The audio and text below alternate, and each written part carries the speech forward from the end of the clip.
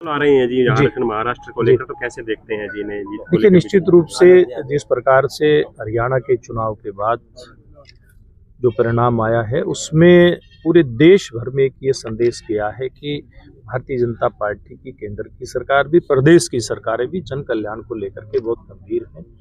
चाहे युवा, महिला, गरीब, किसान, हर वर्ग के लिए हमारी सरकारें काम कर रही हैं। ये संदेश पूरे देश के अंदर गया है, इसलिए झारखंड में भी हमारी सरकार आ रही है और निश्चित रूप से जो एनडीए की सरकार महाराष्ट्र में अभी चल रही है, वो अगली बार फिर से सत्ता में आएगी, ऐसा विश्वास के साथ हम लोग कह सकते हैं। क्योंकि जो भी वहाँ कैंपेन में हमारे नेता गए हैं या हमारे जो संपर्क के लोग हैं, उनसे जो बात होती है इन दोनों ही प्रदेशों में, वो बड़े विश्वास के साथ कहते हैं कि लोग नरेंद्र मोदी जी के नेतृत्व में फिर से सरकार देश की बनाना चाहते हैं। ईवीएम को लेकर बात रखी है कांग्रेस ने अपनी कि हमें मैसेज आ गया था, कैसे देखते हैं सर इसे? देखिए, कांग्रेस पार्टी अपनी जो हार है, उस हार को पचा नहीं पा रही है।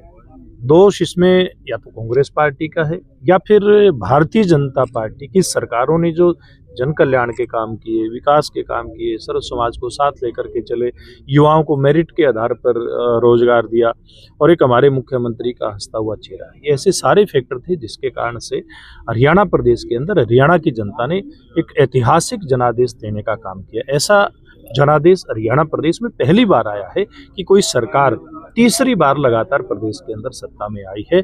ये हरियाणा की जो हमारी भारतीय जनता पार्टी की सरकार, जो पूर्व में मनोहर लाल जी के नेतृत्व में चली, वर्तमान में नायब जी के नेतृत्व में चली, इसकी जो नीतियां थी उनके ऊपर हरियाणा प्रदेश की जनता की मोहर है।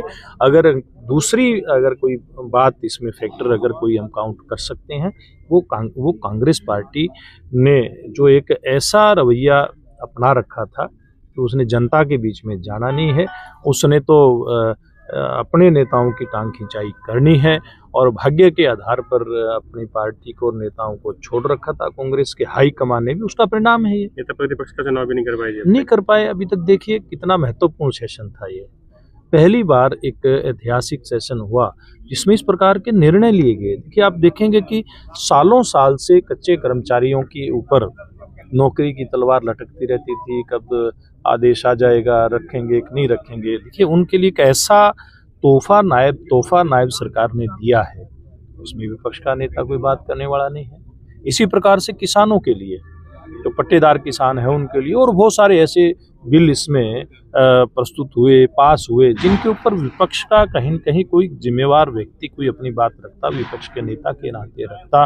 को हरियाणा की जनता की सुख सुविधा इसमें और ज़्यादा कैसे हो सकती है। वैसे तो हमारी सरकार ने जो बिल प्रस्तुत किए और पास किए, उसमें कहीं कोई कमी छोड़ी नहीं है। फिर भी कई बार होता है कि कोई भी आदमी अच्छा ऐसा सुझाव दे सकता है, ऐसा सुझाव देने वाला विपक्ष का कोई जिम्मेवार ऐसा नेता, विपक्ष के नेता के नाते वहाँ मौजूद नहीं रहा। दुर्भाग्य है हरियाणा प्रदेश का।